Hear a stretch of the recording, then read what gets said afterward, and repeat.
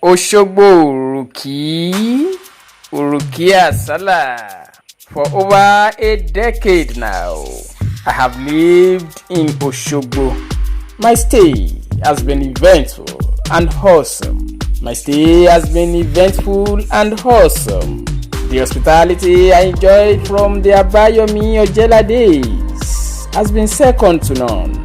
Ladies and gentlemen, family, friends, and well-wishers, join me to celebrate the beautiful woman, the enigmatic damsel, the ever-smiling young woman behind the smile on the face of my friend Ojelade. Let us celebrate the birthday of this woman of virtue, Christiana Agbeke Iberayo Abidemi Adeola Oluwabumi, wife of Ojelade Abayomi Amo from Amoje compound, Osogbo. Adeola, congratulations on your birthday. I wish you long life, healthy life, prosperous life, a life filled with monumental progress and achievement. Adeola Oluwabumi attended top-trained primary school. She proceeded to Baptist Grammar School, Osogbo.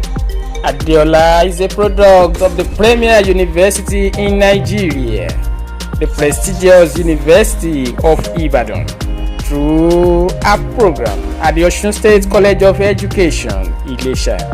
Adeola, congratulations on your birthday. May God continue to grant you the lofty desires of your heart. May all your beautiful wishes come to pass.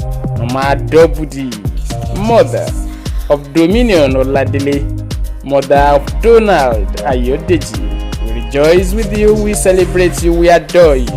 Your precious mother, a compassionate woman, your perfect sense of perseverance is sincerely appreciated. Mama Oladele, Mama Ayodeji, wàá dàgbà, wàá dògbó, wàá fọwọ́pawó, wàá fèrègì jòbì. Adeola, ọdọọdún làárọ̀ rógbó. Pàdí mi, ọdọọdún làárọ̀ àwùsá. Ṣé bọ́dọọdún làárọ̀ mobì lórí àtẹ. Abídèmí, Adeola Olúwabùnmi, Iléṣà láti bí ẹ lọ́mọ, ìwọ lọ́mọ Iléṣà. Ìmọ̀gún lókè Ìdàṣà. Ìwọ ni Ìjẹ̀ṣà mọ́dúrà pànàdà. Ìwọ lọ́mọ ẹlẹ́ni àtẹ̀ká, ọmọ ẹlẹ́ni ẹwẹlẹ. Ìjẹ̀ṣà òrídìí ìsáná, ilé lẹ́rú ọwá ti múná roko. Adeola, ìwọ lọ́mọ Ìjẹ̀ṣà ló sin tòlótòló, ẹrú bàbá yín ló sin pẹ́pẹ́yẹ. Ìwọ lọ́mọ wá ọmọ ẹkùn.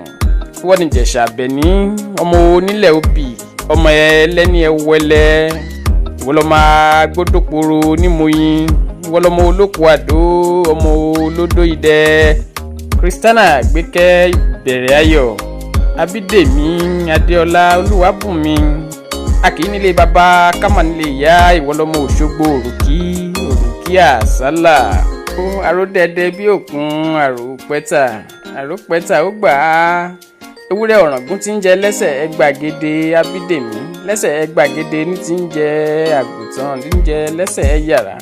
Adeola, àkùkọ gàgàrà tó torí ọ̀pẹ̀rẹ̀ ilé téńté, níbẹ̀ náà ti ń palára tantan Òṣogbo Oriki ọmọ ọlọ́fin àgbà Ifẹ̀. Ẹ̀yin lọ́mọ wá Olúyẹyẹ, ọmọ òbòkun odò kan tí wọ́n ń pè lọ́ṣùn. Ìwọ lọ́mọ Atẹ́nigbọlá olódó idẹ, ọmọ àtùpà mẹ́rìndínlógún tí ń tàn lóru kí ilé. Bó bá tàn fọ́ba, tàn fọ́ṣun, atúntàn fún rúmọ́lẹ̀, àtàn fẹ́nìyàn. Òṣogbo Oriki gbonílé, ó tún gbàjèjì. Ìwọ lọ́mọ Òṣogbo Oriki, ọmọ yèyé Ọ̀ṣun, yèyé àtẹ́wọ́gbẹ́já níyùn lábẹ́bẹ́. Ẹlẹ́yẹlé àró lóde ẹ̀gà sùsù níyàrá. Adeola Olúwabùnmi, ògbójú obìnrin tí fọwọ́ gbọgbọrọ yọmọ rẹ̀ lọ́fìn. Ìwọ lọ́mọ yèyé Láròóyè tó ti pọ̀lé donílé lóṣogbo. Yèyé tìmẹ́yìn akíkanjú ọdẹ tó mìírin wá mọ̀lú Òṣogbo. Ìwọ lọ́mọ Òṣogbo Oriki ọmọ ọlọ́fin àgbà Ifẹ̀, ọmọ wá Olúyẹyẹ. Ìwọ lọ́mọ òbòkun ìwọlọmọ odò kan tí wọ́n ń pè lọ́ọ̀ṣun ọmọ atẹ́nigbọ́lá olódò idẹ àgbékẹ́ abídèmí adéọlá olúwàbùnmi bó bá wà gbàjẹ̀ṣà asásọ sí bẹ̀bẹ̀rẹ̀ ìdí bó bá wù mọ́rọ́ láhàn asásọ sí pọ́npọ́ lọ ìtàn Christiana àgbékẹ́ ìbẹ̀rẹ̀ ayọ̀ abídèmí adéọlá olúwàbùnmi. Your darling husband celebrates you. Your heartthrob Ojelade Abayomi Amo celebrates you. Padimi, have a fantastic birthday celebration. Have a lovely birthday celebration. We love you. We adore you. We celebrate you. Ìgbà ọdún kan ṣoṣo.